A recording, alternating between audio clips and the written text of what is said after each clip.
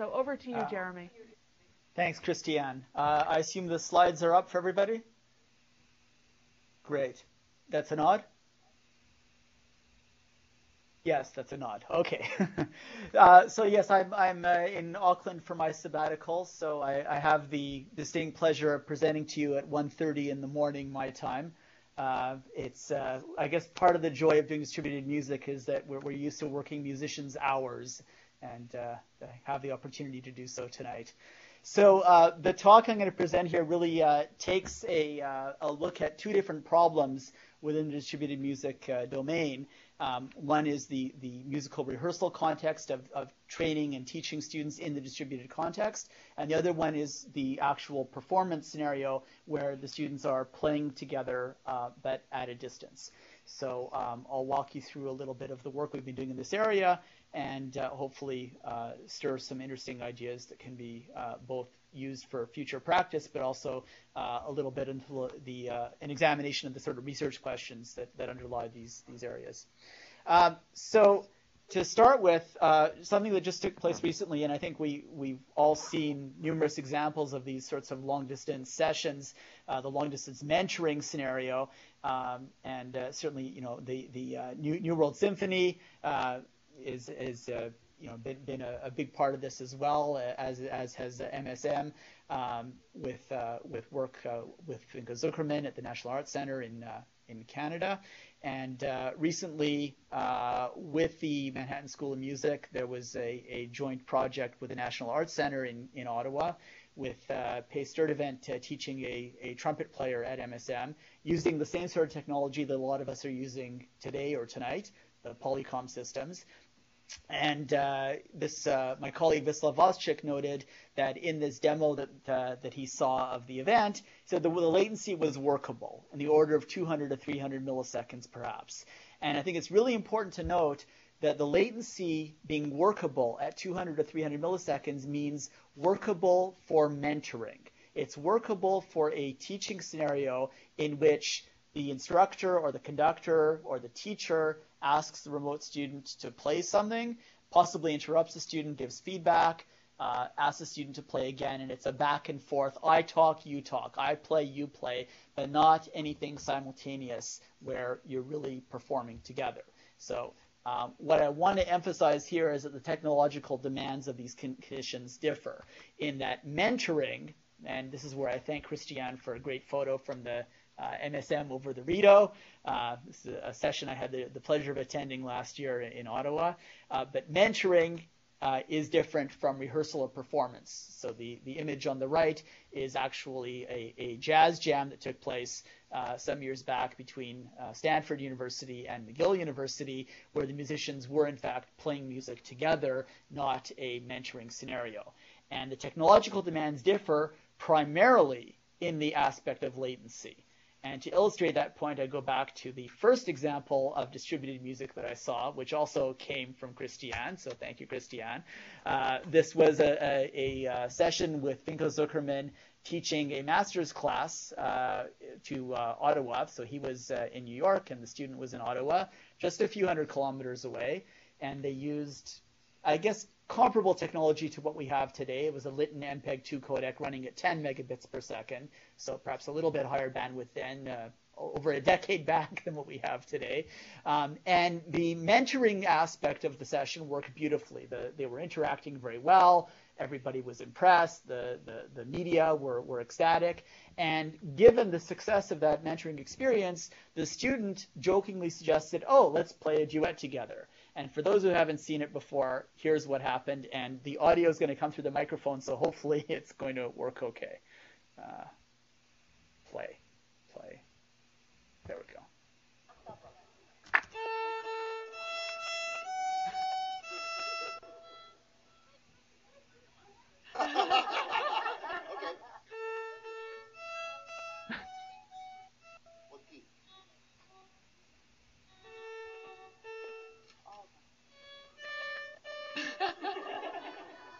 What key? D major? Okay, you get the idea. I mean, it doesn't really work too well. And I like to put it another way, which is to say that latency is the interaction killer. specifically for a task as demanding as music performance. And we want to look at this in the real world.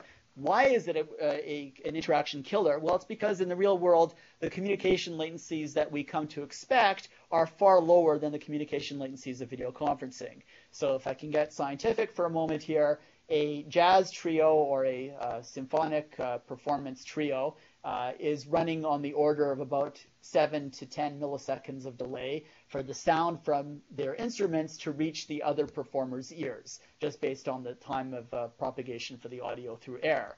And for a larger orchestra or big band on a large stage, of course, sound traveling at 1 foot per millisecond or a third of a meter per millisecond, you're looking at a longer time for the sound to travel from one end of the stage to the other, and that's why you have a conductor or a first violinist who keeps everybody synchronized effectively because of those communication delays in the real world.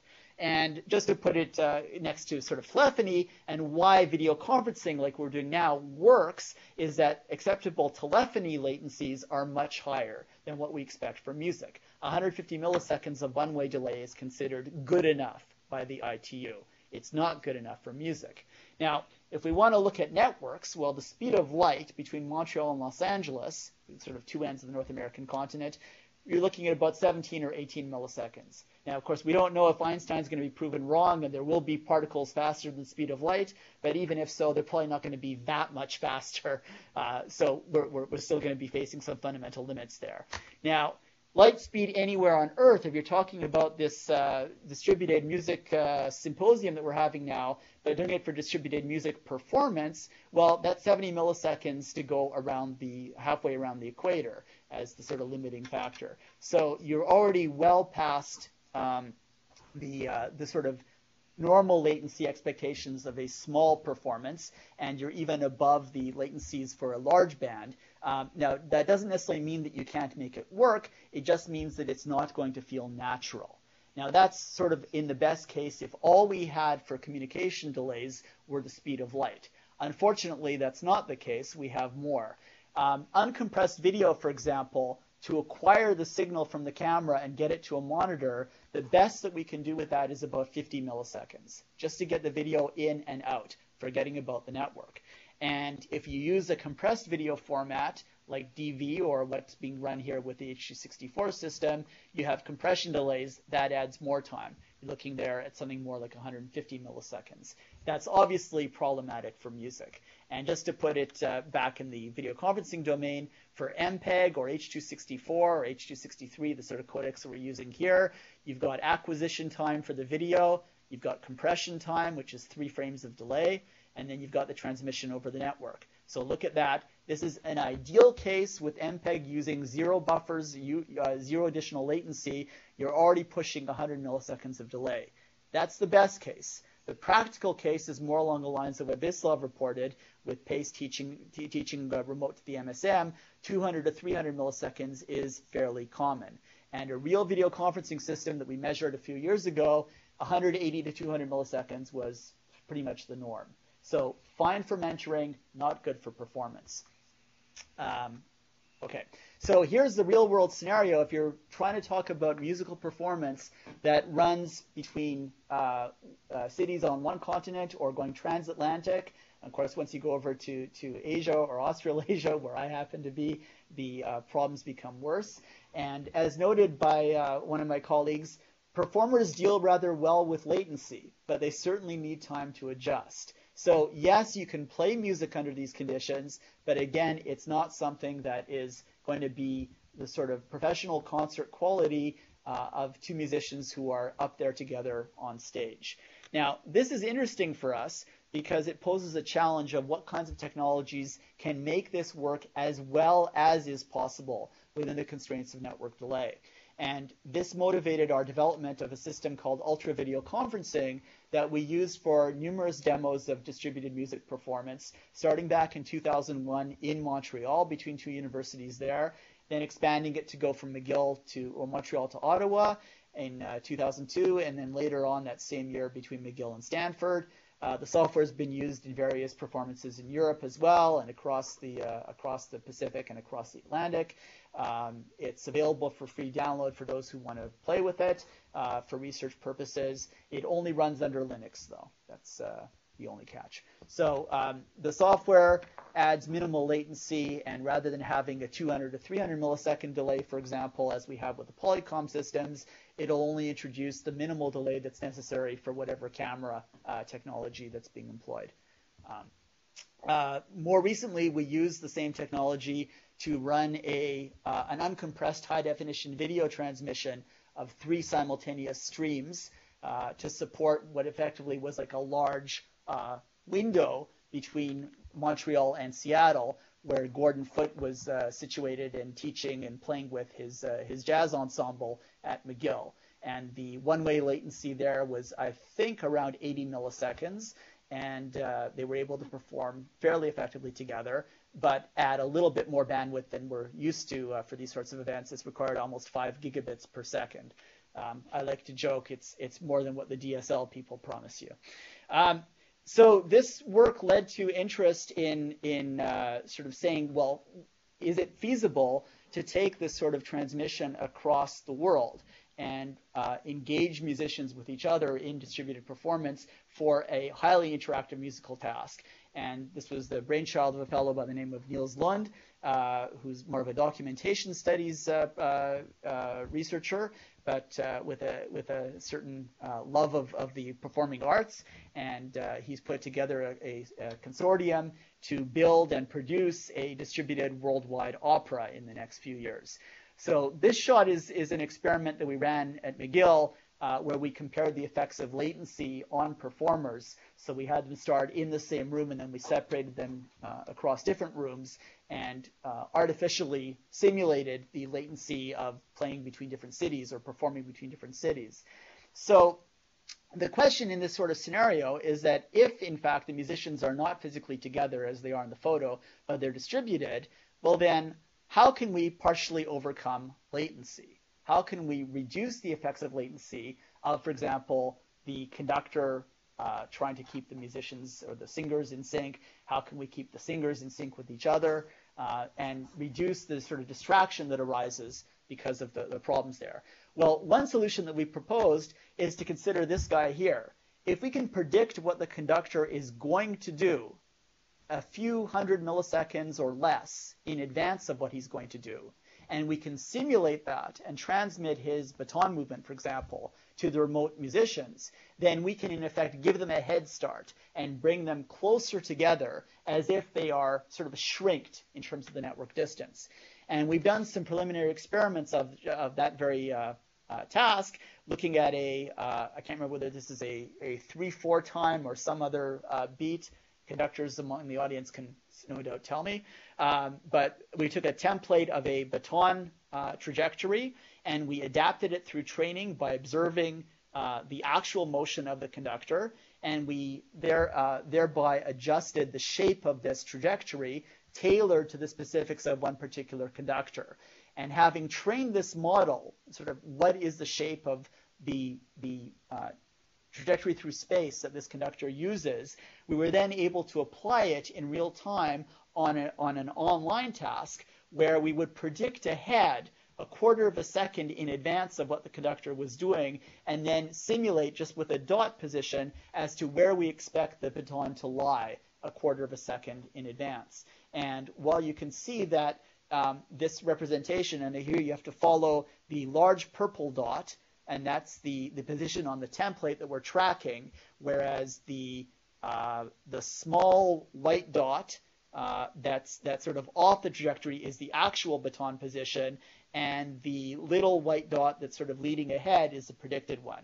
And you can see here that they actually follow quite closely, albeit with compressed dynamics. So it loses a little bit of the sort of expression in the conductor's baton, but it does a fairly good job of keeping to the right position within the trajectory. And we haven't actually applied this yet in real performance. We've just done a proof of concept to see how well we can predict. And then the next phase would be to, for example, create a synthetic conductor, maybe an avatar of his baton, or his arm moving at the remote site, and see how well the performers respond to that. So that's one interesting challenge we've been looking at. Another issue that we face in video conferencing, and even with the best efforts to set up things correctly, is one of eye contact and gaze awareness. So here you have two people normally facing each other, but because of the camera position above the screen, the little boy there is completely invisible to Kelly, who's appearing in front of him. So he can't see anyone, but this little boy sees him. And that, of course, is not the greatest in terms of a sense of engagement and rich contact and interaction between musicians who are trying to perform together. And if we look at scenarios of dancers, for example, and we ask in a performance setting, do they face the camera? Are they seeing one another? How do they interact? Are they facing, are they looking only at each other, or are they facing the audience? How do we preserve these sorts of dynamics of gaze and awareness of each other when we have camera monitor issues, or the sort of parallax issue between their positions? And you'll notice here in this experiment we were running, the camera is actually positioned not above the screen, but in the not quite middle of the screen, but certainly closer to the middle, such that the dancers are normally looking near, if they're looking at each other's faces, then they're going to be looking close to the camera. Now that, of course, assumes that the dancers are not moving around too much, which is not quite a safe assumption, and that leads us to other problems as to how do we deal with the fact that they're moving about. But by bringing the camera off the screen or into the screen itself, you have a better chance of allowing for face-to-face interaction that provides that sort of intimacy that is so important in a musical setting. One approach to solving the acquisition problem in terms of being able to create something that does simulate gaze awareness and eye contact was work done by Hewlett-Packard, where they set up, as you see here, 5 cameras around the monitor and are able, based on the viewer position, to synthesize the appropriate rendition or view perspective that is appropriate for whoever is looking at that individual. So this is using computer graphics techniques to basically create what would be a artificial 3D model, in this case not a 3D model, but the equivalent, and then to project it appropriately that's necessary to provide the right view. And that works very well if you're sitting at a desktop talking to people in a conference setting. It doesn't necessarily work in the performance case because, as I noted earlier, performers don't always sit in chairs. Right? And so how do we deal with, or how do we extend the scenario earlier of using a number of cameras to acquire the video, but being able to sort of position them appropriately? Well, the idea we have is to use a much larger array and to steer them through, again, computer graphics techniques such that they simulate being able to acquire the video from a whole wide range of different angles. And in doing that, we can synthesize, and this is not a dancer or performer, it's just somebody we had in our lab, but we can synthesize in real time an arbitrary perspective by interpolating those viewpoints. So you can imagine rendering a performer that the parallax or the motion perspective of that individual is tailored based on the viewer position dynamically at all times. So we're moving towards implementing this in a performance setup that will actually test dancers or performers moving around and seeing each other correctly with the right parallax display. Now, if you're doing that, if you're capturing video in that way and wanting to render it, the question is, how do you render it in an engaging manner? If you just put it up on a 2D flat screen as we have here, it's going to look like a screen, it's going to feel like a screen, and you're going to lose the intimacy between performers. So what we've suggested instead is going to something that looks more like a human form factor. So this is a cylindrical display that a colleague, Roel Vertigal, and his team have developed.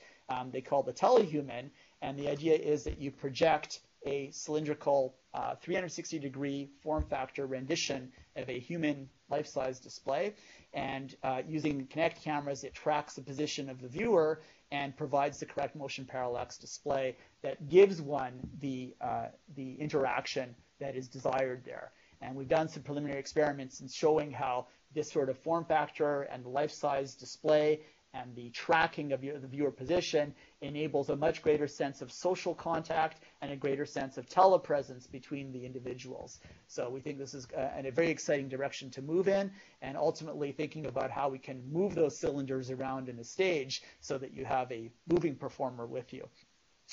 A final point, though, in terms of the distributed performance side, is that we don't necessarily have to view the network as a constraint or as something that has to be overcome. The network can often provide opportunities to enrich the interaction between performers. And one example we're looking at there is how we can augment a distributed performance by keeping awareness of the positions of the performers with respect to each other. This is done as a sort of mock-up in the same space using headphones to render the audio to the different musicians. But you can imagine the potential for doing this in a distributed setting where as musicians move around in their own location, closer or further away from other musicians or their counterparts, they can tune or shape the form of the music that they receive to improve their experience. So I'll just play the video and you get the idea.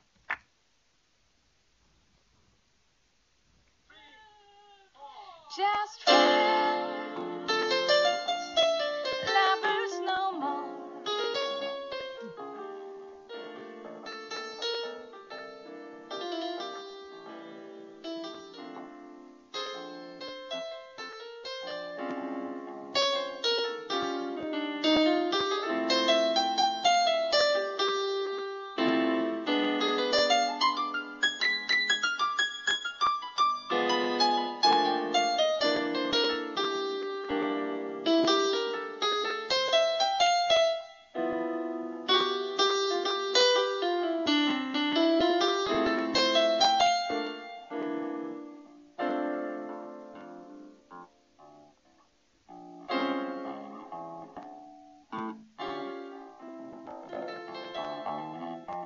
So proximity is being used as a sort of mixer in terms of the volume levels.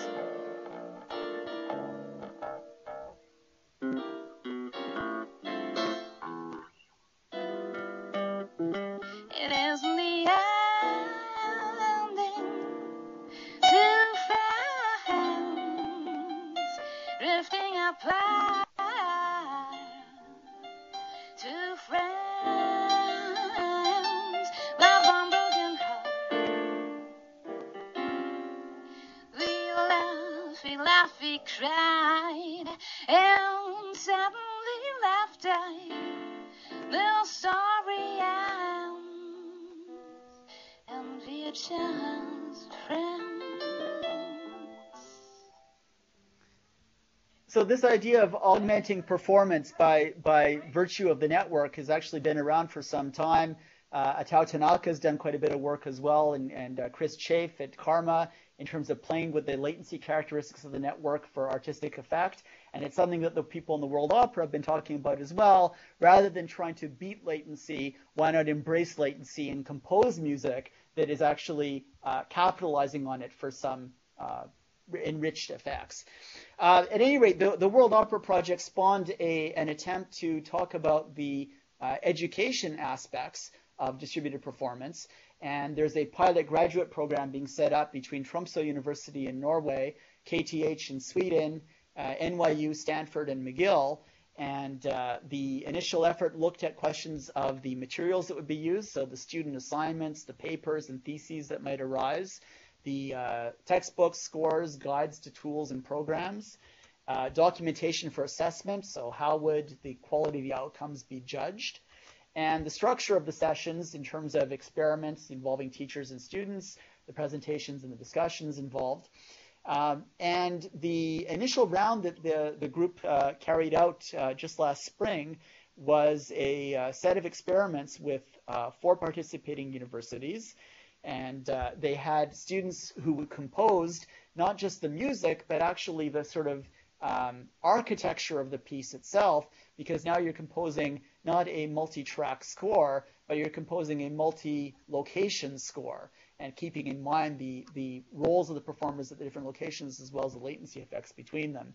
So several pieces were composed or scripted by the students, specifically for distributed performance.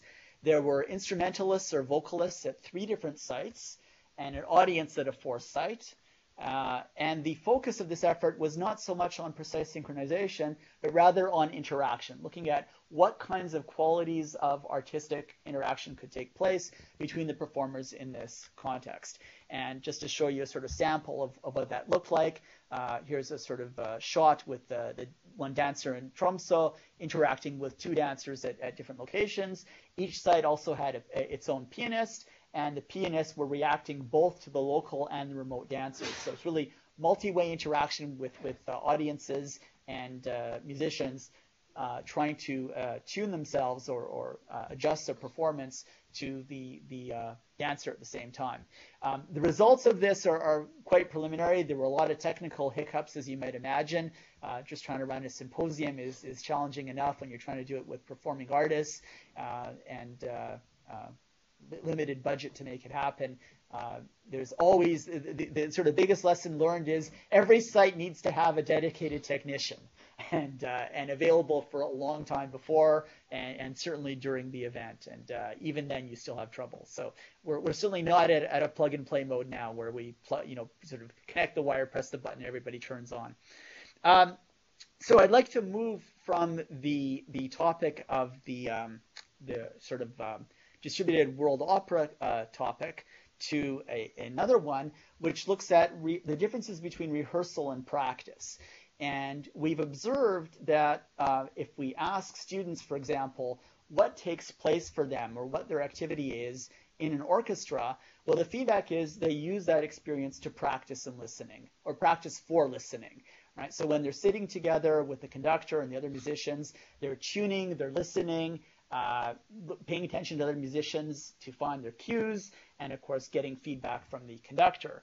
Versus what they do at home, which is the solo practice, that's more what they consider for learning and practicing the piece. And we know, of course, that students need a lot of both in order to play their piece effectively. They need the solo time at home to become expert in the music itself, but they need the time as an ensemble to figure out how to listen to the other performers and tune their own performance to those. So this motivated a project that we've been running for the last year and a half or so called Open Orchestra.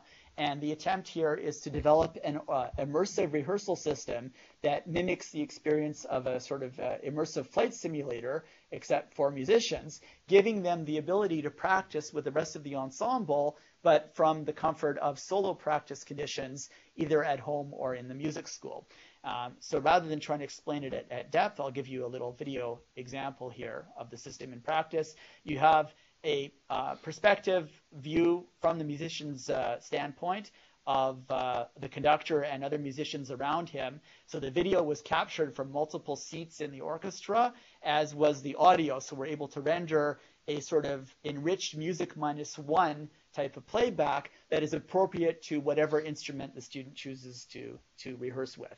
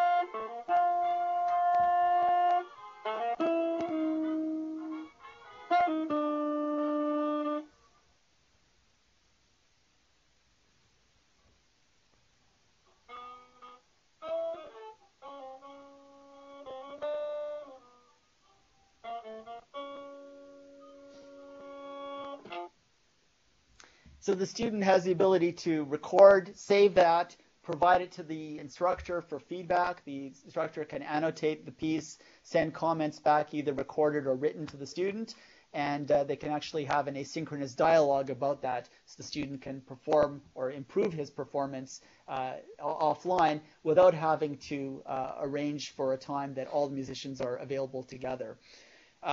The digital music stand we used here displays the music part with music XML markup so that each note in each bar is actually clickable to indicate the starting point the musician wants to practice from or rehearse from.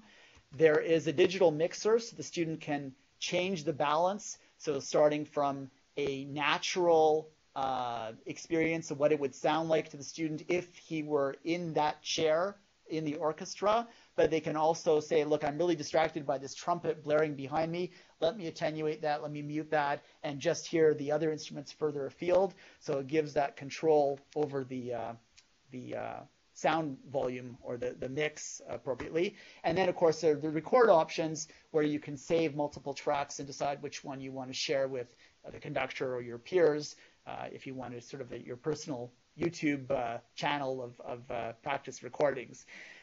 Because this is a pedagogical effort, we've also been looking at visualization of the students' play. So trying to compare your performance against the reference. So if you imagine that you're recording famous bands or symphonies from which the student is supposed to be learning how to mimic the play, then it would be nice if the student could see, well, how did my performance compare? And we've looked here at different levels or different aspects of the visualization. There's the issue of intonation, timing, and dynamics. Just see if I can make that bar go away. Maybe not. So you're looking right now, I believe, at the timing comparisons with the reference in now which color is which. One of them is red, the other one is blue. I can't remember. Or sorry, gray and blue. Here is the which one is which now? Is this is intonation, I believe.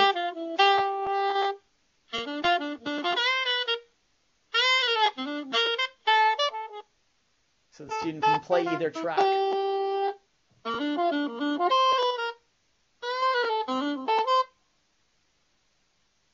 And we've done some studies to compare the efficacy of comparing your play using visualization, using sound, using the two of them together in terms of how well students can make judgments about the similarity of play between two. We also looked at the differences between real rehearsal versus the open orchestra rehearsal, noting that in a real rehearsal, the student cannot pause the conductor, right? You can't sort of say, stop, I want to think about this for a while. But with open orchestra, you can. And there's some benefits there. And we've also been talking about the preferences for the audio image that is provided to the student. So should the student have that egocentric experience of seeing the conductor and listening to the band around them as they would in the real world, we call that the egocentric binaural performer perspective, or should it be rendered from an audience perspective? And we've done some studies to investigate that as well. Which is more realistic is the question, and does the choice of the image affect the performance? So we ran an experiment with 8 musicians from the McGill jazz band and 4 from the jazz band 1, 4 from a different band, comparing 4 different instruments. And we looked at their preferences, finding that the natural egocentric binaural condition was preferred in 20 out of 32 presentations across the different instruments. By far, trumpet had the strongest preference there. So this is indicating in blue the number of the percentage of time that they found that they preferred that condition, and the green or the light green is the percentage of time that they found it to be more realistic. So in one case with drums, it was actually not preferred. But when we turn to the expert review, only in the case of the trumpet did the expert consider the quality of the student's play to be better when provided the binaural, at least significantly better. The rest of them were sort of on par, and there was no clear difference. So the choice of instrument is clearly an important factor in terms of determining how the music should be mixed, whether it should be a natural rendition or something that is more similar to what the audience would receive, or the sort of CD mix provided there. Comments that we had from the musicians after the experience were that the lead trumpet said the binaural makes a significant difference. The lead trombone said no significant difference, but he was happy hearing more of the brass. The alto sax didn't care, and the drums, really, as long as he can hear the bass, he was happy. So that was it from his perspective. And I think just about on time, I wrap up now with thanks for your attention. And of course, more information about these activities is available from my website. Thank you.